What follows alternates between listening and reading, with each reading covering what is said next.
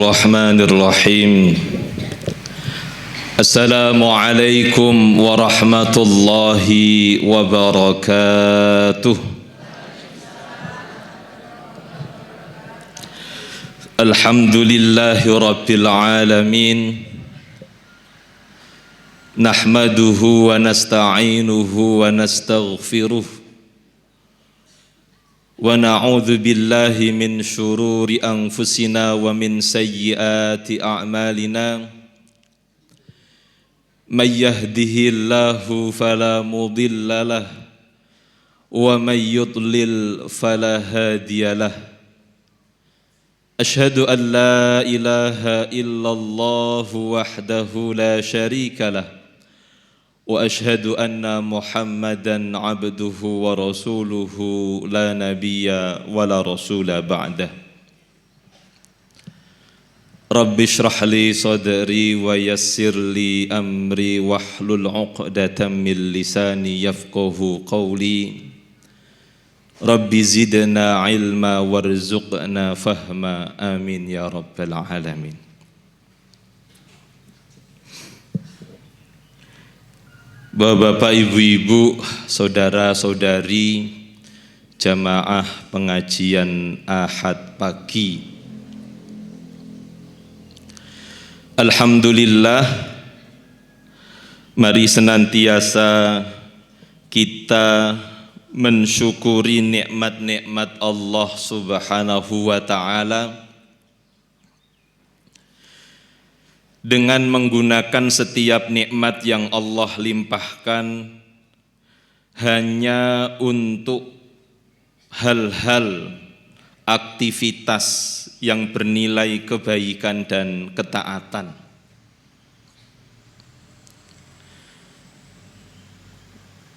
Salah satu upaya mensyukuri nikmat Allah adalah semoga dengan hadirnya kita di pengajian ini, selain ngaji niku untuk mencari ilmu, dan itu memang yang paling pokok nggih. Namine ngaos ngaji nggih, tujuannya untuk mendapatkan ilmu. Yang kedua adalah bagian dari cara kita mensyukuri nikmat Allah Subhanahu wa ta'ala. Allah tasih paring kesehatan, kesempatan, kenikmatan-kenikmatan yang lain, maka selaku hambanya sudah semestinya menggunakan kenikmatan itu untuk sesuatu yang bernilai kebaikan. Ya, salah satunya adalah kita langkahkan kaki kita kendarai kendaraan kita menghadiri pengajian, majelis ilmu. Maka dengan upaya syukur yang kita lakukan ini, semoga Allah Subhanahu wa ta'ala akan lebih banyak melimpah ruahkan nikmatnya kepada kita. Maka moga-moga jamaah pengajian Ahad pagi pada kesempatan pagi ini, ya, atas upaya syukur yang diusahakan, semoga Allah tetap berikan keistiqomahan, Allah paringi hidayah, Allah paringi umur lan manfaat, yang paling penting Allah paring kenikmatan wafat dalam kondisi husnul khotimah, amin ya rabbal alamin. Jemaah sekalian yang dirahmati oleh Allah Subhanahu wa ta'ala, ceritane niki kula wali ngem cerita niki. Kemarin subuh saya didatangi oleh Pak Topo napa Mas Topo ya. Mas Topo nggih. Kalih kula tuwek Pak Topo masalah iki. Viver salat subuh teng Masjid Kunti Takeran mriku, saya didatangi Pak Topo, Mas nyuwun tulung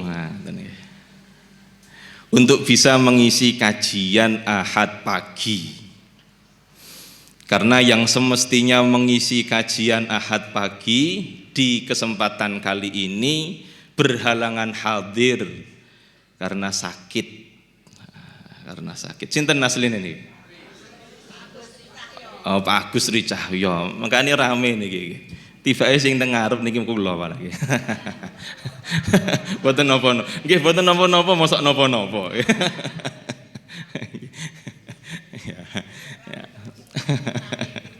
Nggih, rame. Kula percaya niku nggih.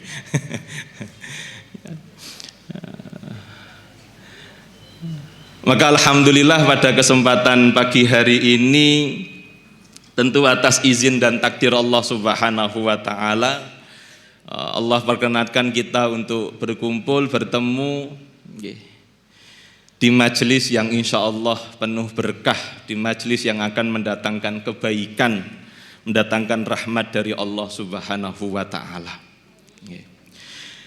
Jamaah sekalian yang dirahmati oleh Allah Subhanahu wa taala, hari-hari ini ya, kita sudah berada di pertengahan dari bulan Dzulqa'dah. Bulan Dzulqa'dah. Ya.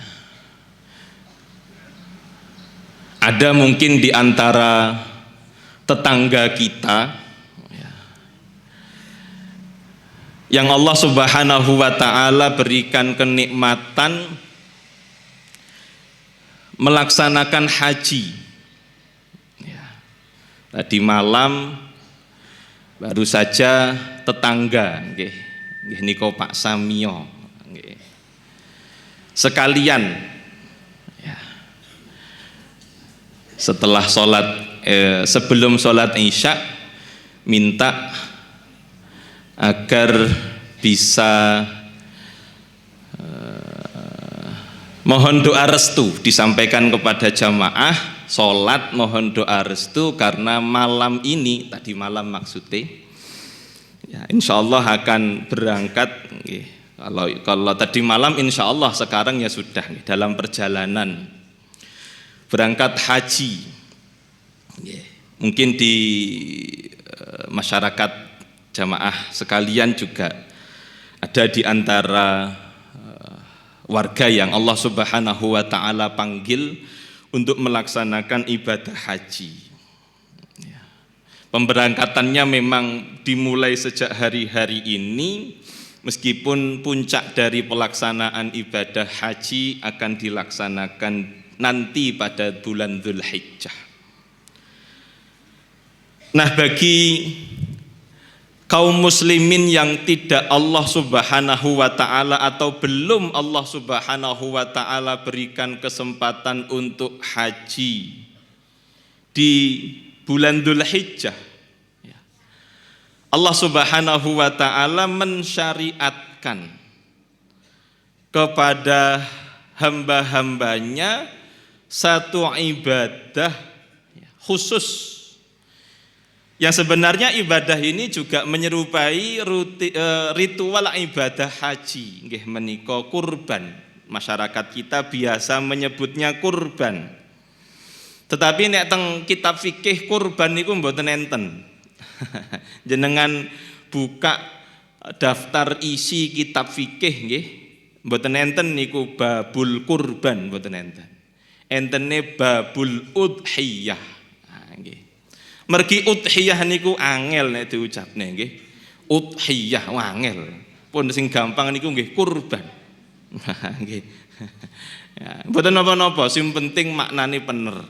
Nah, yang penting maknanya benar, esensinya benar. Lah, jamaah haji yang Allah berikan kesempatan berangkat itu disunnahkan juga. Ada bagian dari ritualnya adalah berkurban. Mereka-mereka dari hamba Allah yang memang belum diberi kesempatan tetap disunnahkan untuk melaksanakan sebagian ibadah haji, yaitu kurban. Maka hadirin yang dirahmati oleh Allah Subhanahu wa taala, kurban ini bagian dari syariat yang Allah turunkan sejak awal kenabian. sejak masanya Nabi Adam alaihi salam sudah Allah syariatkan kurban ini. Lebih-lebih Allah kuatkan lagi nanti pada peristiwa Nabi Ibrahim dan Nabi Ismail. Kurban di masa Nabi Adam Allah syariatkan tatkala Allah perintahkan kedua putra Nabi Adam, Qabil dan Habil, untuk mempersembahkan yang terbaik dari apa yang dimiliki kepada Allah. Itu kurban juga. Nanti kemudian ditegaskan oleh Allah Subhanahu wa taala syariat kurban ini melalui peristiwa Nabi Ibrahim dan Nabi Ismail alaihi wassalam. Kemudian Allah sempurnakan dan Allah nyatakan dengan tegas menjadi bagian dari syariatnya Nabi Muhammad untuk umatnya Nabi Muhammad sallallahu alaihi wasallam. Jadi di antara syariat yang napa nggih tua nggih. Karena sejak awal diturunkannya manusia, syariat ini sudah Allah perintahkan sampai sekarang dan sampai nanti hari kiamat. Hadirin yang dirahmati oleh Allah Subhanahu wa taala, yang ingin kita bahas dan kita ilmui bersama pada kesempatan pagi hari ini, kesempatan yang mulia ini adalah apa sebenarnya hikmah? Apa sebenarnya pelajaran yang bisa diambil di balik syariat kurban? Sekali lagi mengingat syariat kurban ini syariat yang Allah sudah perintahkan sejak Nabi Adam turun-temurun ke Nabi Ismail sampai ke Nabi kita. Apa sebenarnya hikmah di balik pensyariatan udhiyah ini? Ini perlu kita ilmui bersama agar ibadah kurban atau udhiyah tidak hanya sekedar ritual menyembelih, mengalirkan darah dari hewan yang memang disembelih, tetapi kita dapat merenungi hikmah, makna, pelajaran di balik ritual menyembelih hewan kurban. Karena para ulama sepakat bahwa di balik semua ibadah syariat yang Allah tetapkan itu terkandung hikmah dan kemaslahatan bagi manusia dalam kehidupan dunia dan akhirat. Jadi syariat-syariat yang Allah Subhanahu wa taala tetapkan bagi manusia itu di baliknya ada hikmah dan kemaslahatan bagi manusia untuk kehidupan dunia dan akhiratnya. Maka mestinya kita di antara ilmu yang mesti kita pelajari adalah ilmu hikmah dan maslahah. Agar apa? Agar ibadah kita ini semakin bermakna, tidak hanya sekadar ritual, rutinitas, tetapi bernilai spiritual, ada nilainya, ada maknanya. Dan saya yakin ibadah yang tidak sekedar ritual tetapi ada spiritualnya di dalamnya akan lebih bernilai, bermakna, dan orang itu akan istiqomah, konsisten dalam menjalankannya. Tapi siapa saja yang melaksanakan ibadah hanya sekedar ritual, ya jane pun apik timbang boten. Tapi sangat rawan sekali orang yang ibadah tidak disertai dengan pengetahuan makna dan hikmah di balik ibadah, sangat rawan dengan kemalasan, nggur musiman, nggur melu-melu tonggone. Naudzubillah, dia ibadah bukan lillah tetapi hanya untuk hawa nafsunya saja. Ini rawan sekali. Nah, Hadirin yang dirahmati oleh Allah, tentu banyak sekali hikmah di balik ibadah udhiyah. Namun pada kesempatan kali ini ya, kita akan sampaikan 3 saja. Nah, itu pun nanti kalau tidak cukup ya 2 nggih mboten napa-napa. Selebihnya hadirin mesti tetap berusaha mencari ilmu, tidak hanya di majelis ilmu kali ini. Apa hikmah di balik ibadah udhiyah? Di balik ritual udhiyah yang Allah Subhanahu wa taala syariatkan, yang pertama nggih menika adalah hikmah penghambaan. Dalam ilmu hakikat, dalam ilmu hakikat, di antara hakikat manusia atau di antara hakikat kehidupan di atas dunia ini khususnya bagi manusia, wa ma khalaqtul jinna wal insa illa liya'budun. Tidaklah Allah ciptakan manusia dan jin illa kecuali, artinya tidak ada yang lain, hanya liya'budun, menghamba kepada Allah Subhanahu wa ta'ala. Dan kita perlu ketahui jamaah yang dirahmati oleh Allah, derajat tertinggi manusia, derajat paling mulia manusia di sisi Allah Subhanahu wa ta'ala adalah ketika manusia itu menyandang sifat hamba. Sifat-sifat yang lain itu bahkan bisa jadi ketoke mulya, tetapi di sisi Allah bisa jadi bukan kemuliaan sama sekali. Kemuliaan tertinggi dari sifat yang melekat pada manusia adalah sifat hamba. Sifat hamba. Napa buktine? Setunggale teng surat Al-Isra. Ayat pertama, subhanalladzi asra bi 'abdihi lailam minal masjidil haram. Memang ayat ini bicara tentang perjalanan Nabi Muhammad. Allah perjalankan Nabi kita dari Masjidil Haram menuju Masjidil Aqsa, kemudian dilanjut ke Sidratul Muntaha. Tetapi para ulama memahami makna yang lebih dalam.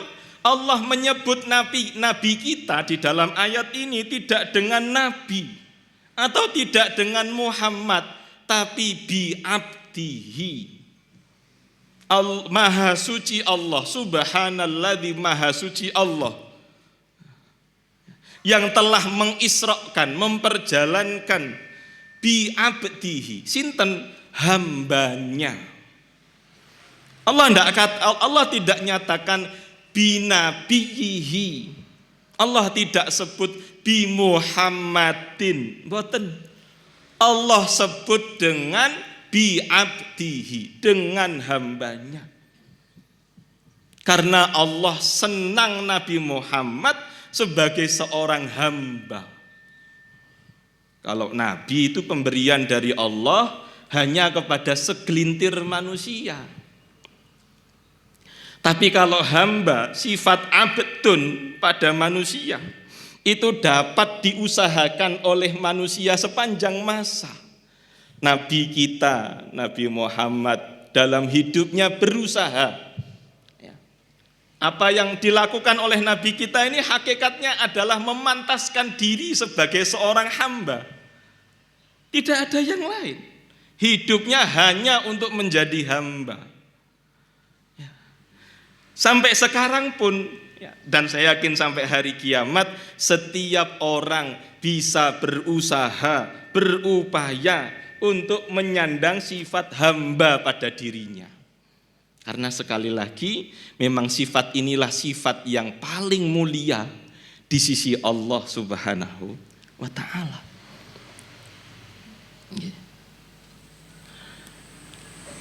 Ayat yang semisal Allah berfirman di bagian akhir surat Al-Fajr, bagian akhir, ayat yang biasanya dibaca tatkala mendoakan mayit.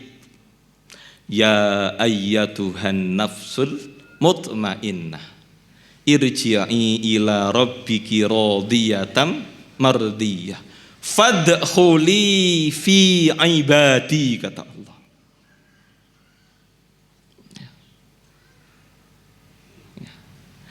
Wahai jiwa yang tenang,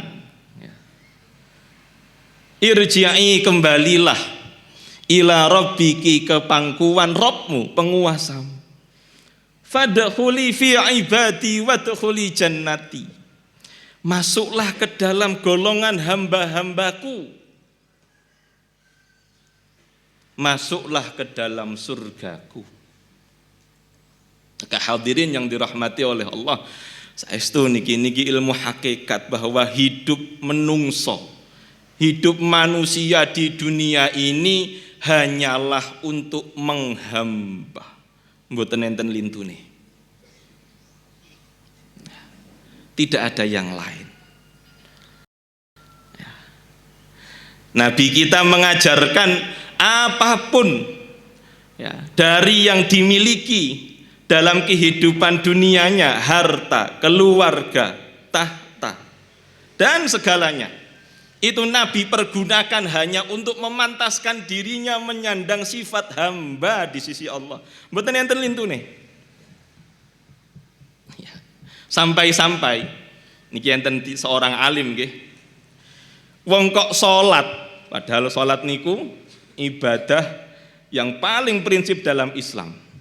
Nggih. Wong kok salat niate mung dingge golek swarga, wis salah salate. Nggih. Salat kok mung nggo dingge golek swarga.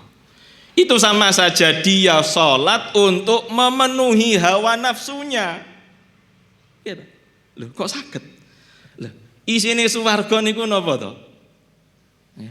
Isine swarga niku napa? Nek bapak-bapak langsung bidadari, ngono iki. Nek ibu-ibu ya perhiasan. Segala sesuatu yang diinginkan terwujudkan.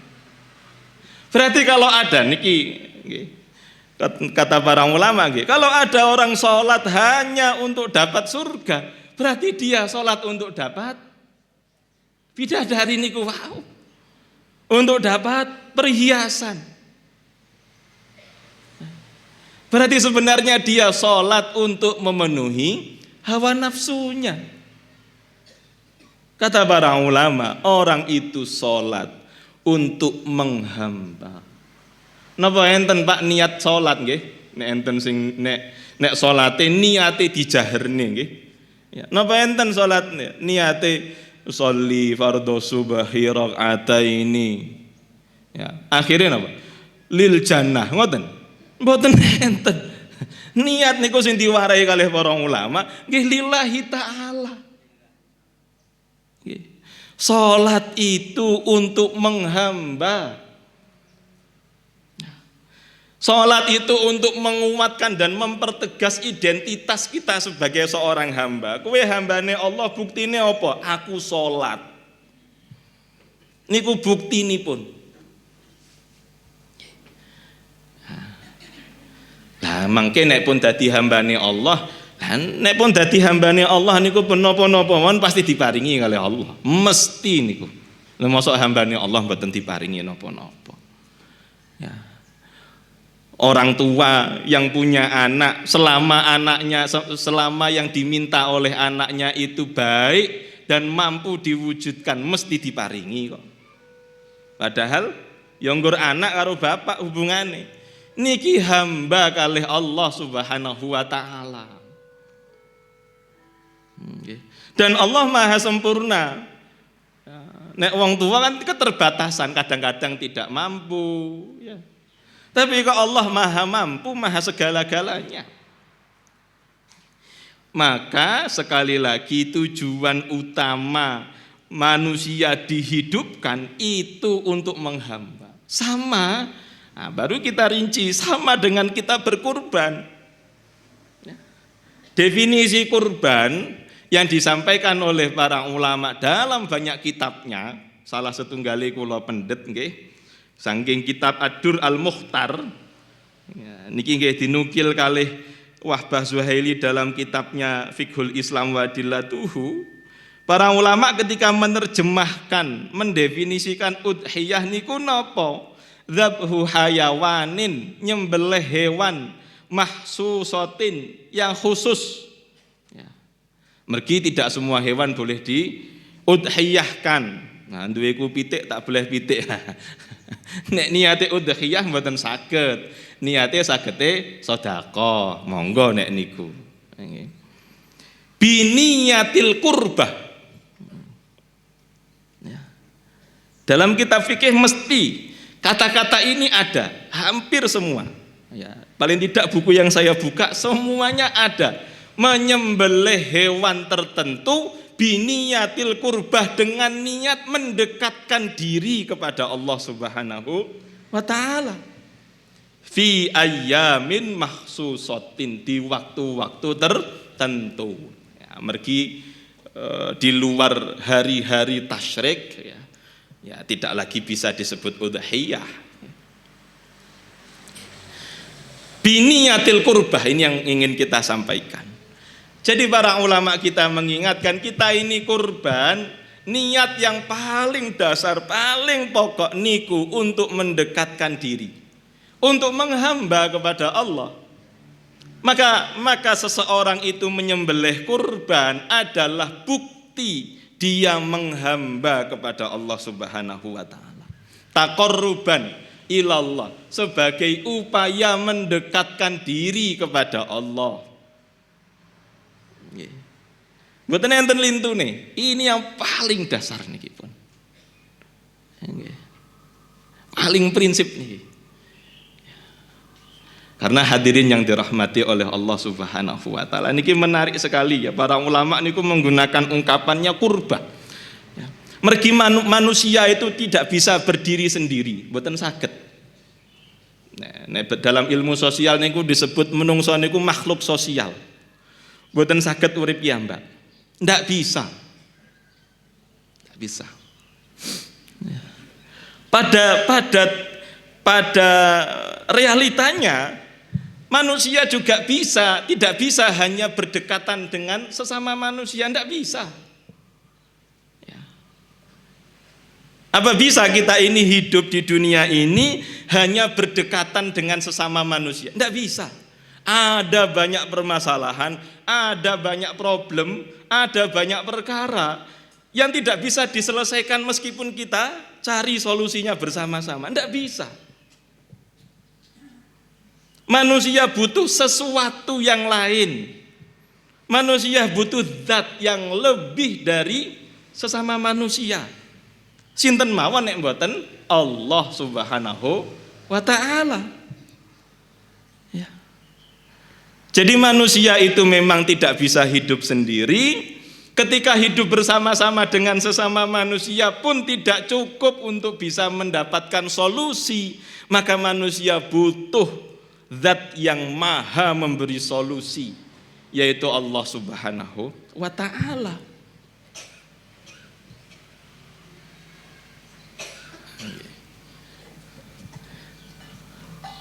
Jadi ini yang paling mendasar. Dan kalau kita perhatikan ya, ayat-ayat yang Allah Subhanahu wa taala firmankan, yang dengan itu Allah syariatkan kurban. Ya, Allah katakan di dalam surat Al-Kautsar misalnya, inna a'tainakal kautsar fasholli li rabbika wanhar. Inna, sesungguhnya kami, a'tainaka wahai Muhammad, telah memberikan kepadamu Al-Kautsar, ya, nikmat yang melimpah.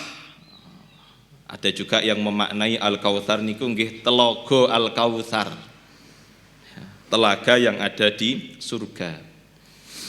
Tetapi sebagian ulama memaknai Al-Kautsar itu adalah nikmat yang melimpah. Katsir niku kathah, banyak. Katsir itu bahasa Arab artinya banyak. Kalau Kautsar niku nikmat yang banyak. Nah, niki basane wong Jawa Timuran niki. Ora trimo akeh, akeh. Nah niku Kautsar niku nggih. Nggih. Une ya ora mung setunggal nggih. Akeh ngono nggih. Wahai Muhammad, kami telah berikan kepadamu banyak kenikmatan. Atas kenikmatan-kenikmatan yang Allah limpahkan, fasholli li rabbika wanhar, maka sholato, wanhar maka sembelihlah hewan kurban. Dados makna dibalik Allah perintah kurban, amargi Allah telah paring kathah nikmat.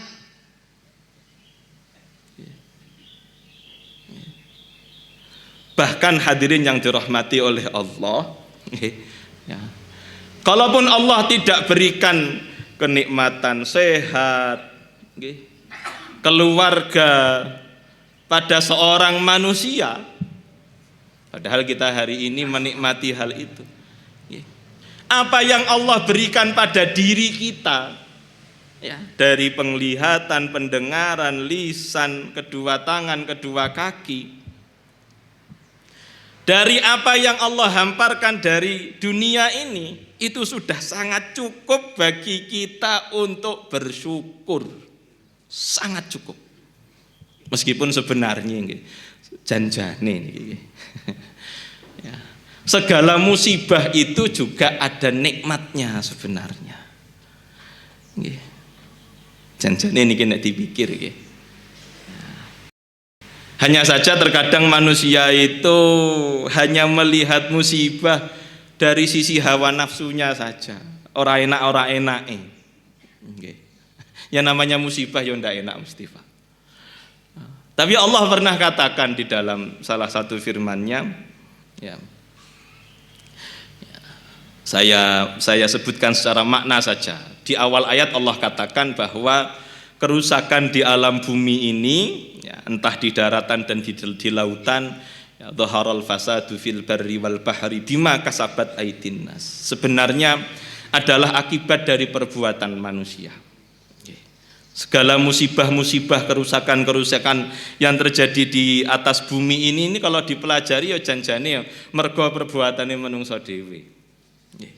Tapi di bagian akhir ayat ini Allah katakan la'allahum yarji'un.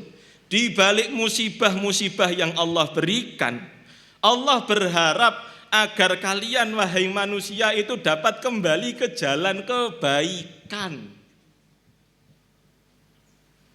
ke jalan kebenaran. Berapa banyak, ya, saurunge lara ora temu, ora tahu melu kajian, ora tahu ketok teng masjid. Bar diparingi lara, nggih, larane ya opname seminggu, saurunge nang omah ya wis sak wulan. Lah kok bar kuwi sregep salat. Pengajian Ahad pagi ya teko. Peh tekoni kari dhewe. Nang ya teko. Mohon maaf niki. Kira-kira lara niki nikmat napa musibah? Nek kula ya nikmat. Mergo lara, ya, menjadi wasilah bagi dia untuk kembali taat kepada Allah.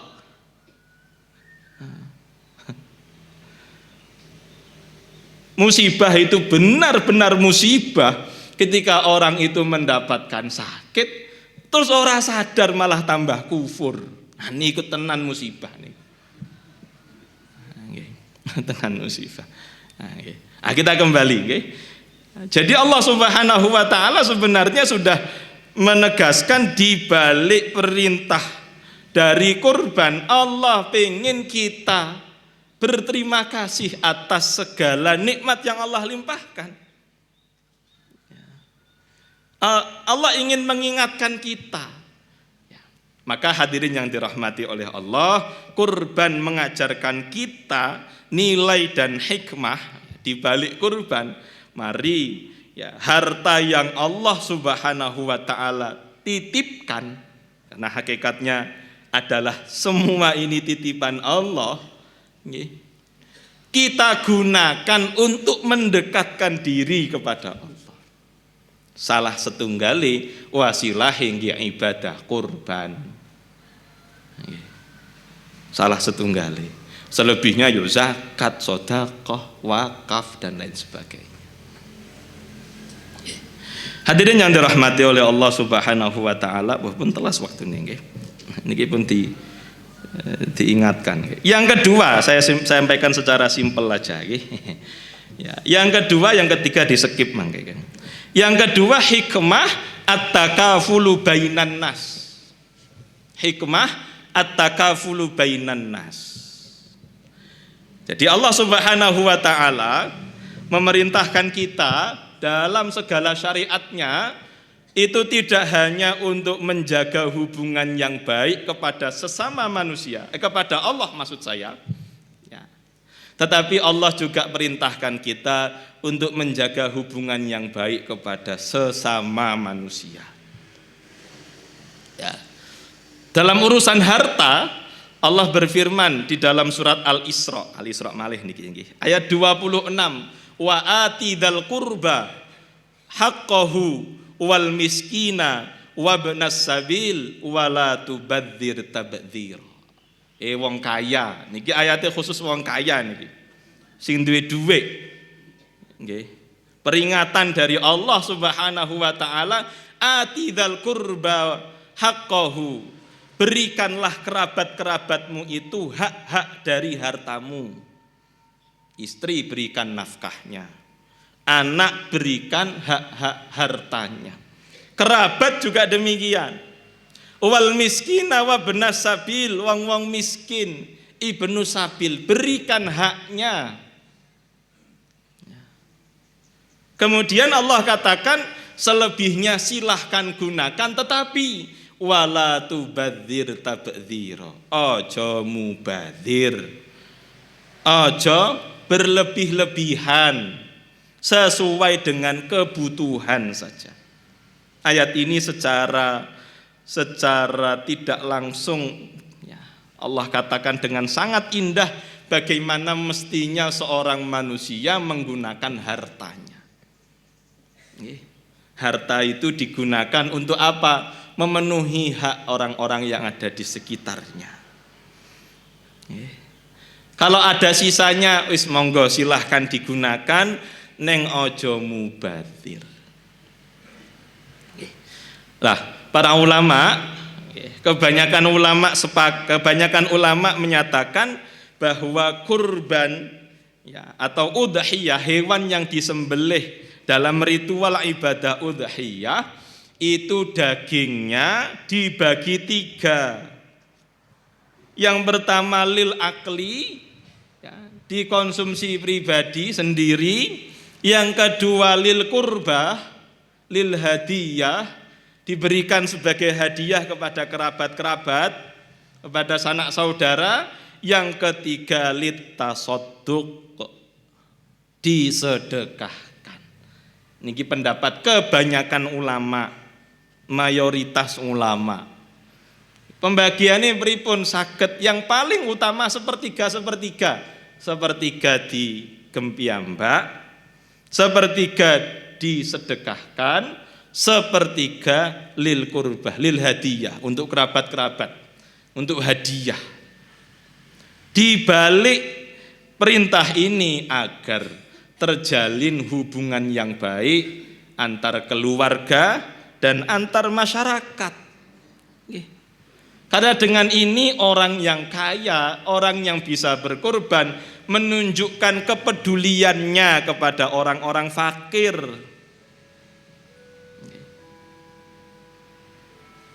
Terus Masya Allah, di balik syariat kurban ada kebaikan yang kembali kepada pribadi. Karena esensi kurban adalah bukti penghambaan kita kepada Allah. tetapi di balik syariat kurban juga ada makna kebaikan bagi sesama manusia. Jadi sebenarnya syariat Allah niku Masya Allah, kebaikannya untuk pribadi dan untuk seluruh manusia. Wa ma arsalnaka illa rahmatan lil alamin. Tidaklah aku mengutusmu wahai Muhammad kecuali syariat yang aku berikan ini adalah rahmat bagi semesta alam. Rahmat bagi semesta alam. Ya. Salah satunya sudah kami jelaskan hikmah di balik syariat kurban. Wallahu a'lam, itu saja yang bisa kami sampaikan. Dari MC tadi dititipi kalau ada yang mau bertanya, ya, maka saya persilahkan, nek mboten enten nggih dilanjut teng acara selanjutnya. Ngaten nggih. Pripun niki Pak MC? Monggo. Nggih. Wonten ingkang bertanya berkaitan dengan korban, semanggaken. Assalamualaikum warahmatullahi wabarakatuh. Waalaikumsalam warahmatullahi wabarakatuh. Tanya Ustadz, dilarang menjual daging kurban. Itu yang saya pahami, yang kurban itu memang dilarang menjual dagingnya dari hewan kurban tersebut. Tapi untuk yang menerima, seumpamanya daging yang diterima itu berupa daging kambing, lalu orang yang menerima daging kurban itu tidak makan daging kambing, lalu diberikan kepada tetangganya dan dibalikin dengan uang. Mohon penjelasan Ustadz. Wassalamualaikum warahmatullahi wabarakatuh. Nggih. Diberikan tapi diganti dengan uang. Niku.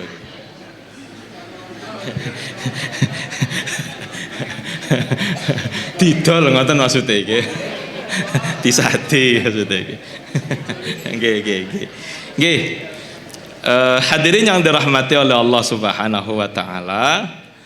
Niki kita bicara fikih nggih, nek wau bicarane hikmah, nggih, ilmu hikmah, niki bicara fikih, terus bicarane hukum. Ya. Tentang masalah menjual daging kurban ini kita harus berangkat dari kurban itu dibagi dua. Ada kurban yang sifatnya wajib, ada kurban yang sifatnya sunnah muakkadah. Nggih. Gampangannya kurban yang wajib itu adalah kurban yang dinadzarkan. Nggih, dinadzarkan wis janji, nek aku munggah pangkat sesuk kurban, ngoten misale nggih. Nggih. Maka kurbannya itu wajib. Nah, kebanyakan ulama kalau kurbannya itu wajib, ya, seluruh dari hewan kurbannya itu disedekahkan. Nggih. Seluruh, kalaupun ada yang membolehkan mengambil hanya sedikit saja dan tidak. Ayah Sarjo ya nggih tombo pengen ngono ya.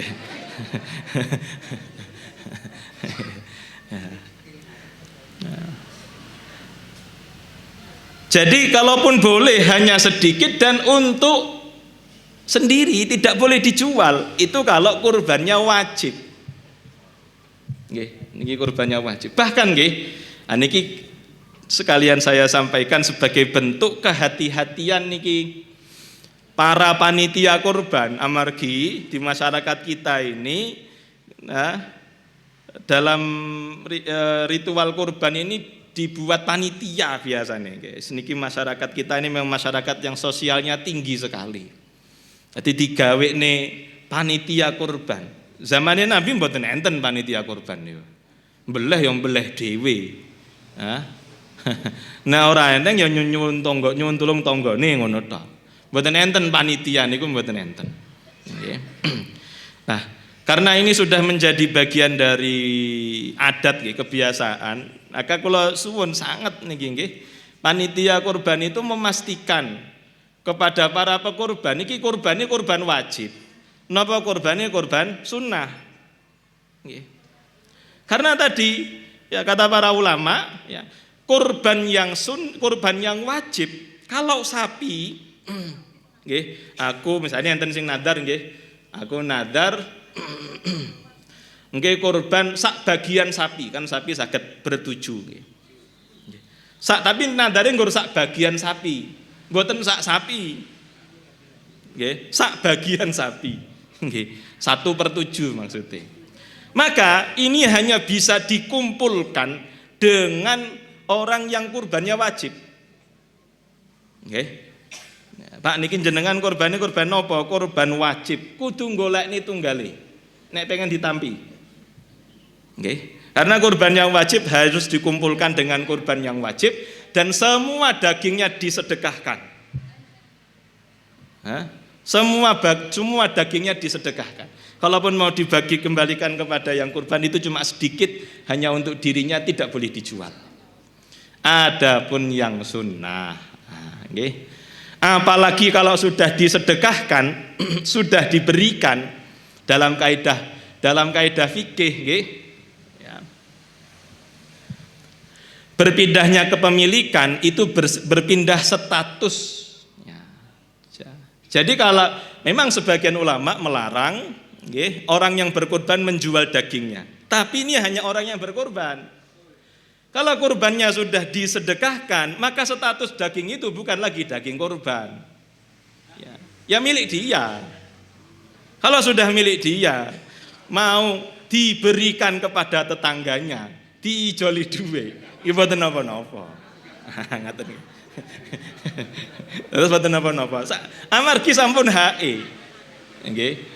Sudah berpindah statusnya, bukan lagi daging kurban, tapi sudah menjadi daging milik dia seutuhnya. Jadi mau dijual ndak apa-apa. Nah, nggih. Ngeten nggih. Kurang lebihnya demikian, wallahu a'lam bishawab. Sampun nggih. Terima kasih Ustadz, ini sedikit saja. Saya pernah di jamaah mushola saya dimintai penjelasan tentang pemanfaatan daging ini, utamanya cara menyimpannya dan waktu pemanfaatan. Apakah ini harus segera atau tanpa batas waktu? Karena ada yang memperoleh korban pembagian waktu tahun dulu sampai 5-6 bulan itu masih. Ini juga hubungannya karena cara menyimpannya sekarang sama-sama punya freezer atau kulkas. Itu pun ada yang menjelaskan cara menyimpannya yang lebih waktu itu kalau lewat beberapa hari itu katanya menyimpan bangkai. Ada yang mensiasati itu harus dimasak minimal setengah matang. Mohon penjelasan Ustadz ini. Terima kasih. Assalamualaikum warahmatullahi wabarakatuh. Waalaikumsalam warahmatullahi wabarakatuh. Nggih. Niki yang nyimpan siapa? Yang berkorban menyimpan. Bukan panitia yang nyimpan. Lah terus. Mergi ampun ngapun. Oh iya. Yang menerima, bukan panitia, ya bukan yang korban. Ya. Yang menerima, yang menyimpan. Mergi duwe freezer di bawah nggih. Ya. Yang korban juga nggih leres nggih. Nggih Bu nggih. Diprotes kali Ibu nggih. Nggih.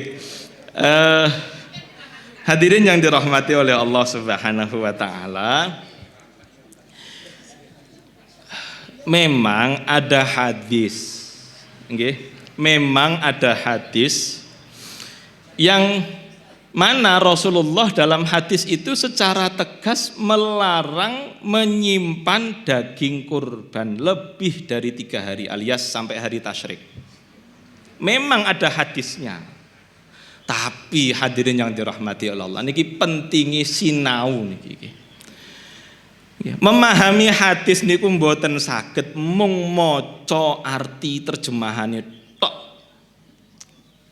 Karena terkadang ada hadis Yang Nabi sampaikan ada ruang lingkupnya, ada situasi kondisinya.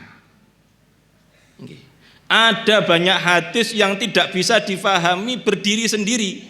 Ngur maca hadis kuwi saged difahami maknane hukume mboten kuatah sing ngoten niku mboten saged.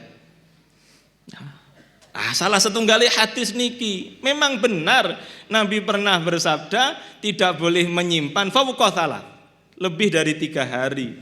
Tapi harus difahami Nabi bersabda itu dalam konteks apa? Di awal Islam.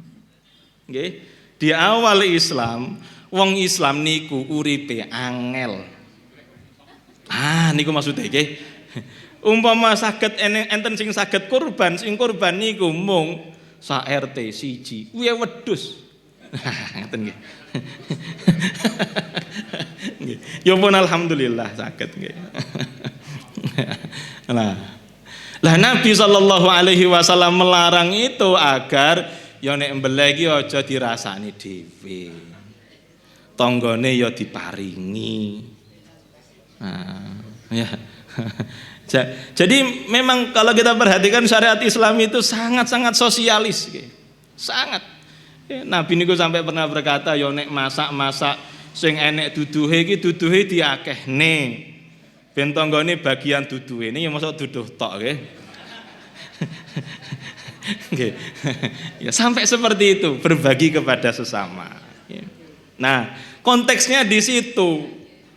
Ketika umat Islam ini sudah semakin makmur, Nabi menjelaskan dulu saya melarang menyimpan daging kurban, tapi sekarang terserah, silahkan apa neh duwe freezer. Niku nggih. Cocok nggih. Tapi hukum ra masalah cocok nggih. Nggih Kanjeng Nabi ngoten dawuhe nggih. Masalah cocok niki repot nggih. Jadi tidak apa-apa, silahkan disimpan. Nggih, silahkan disimpan tidak apa-apa.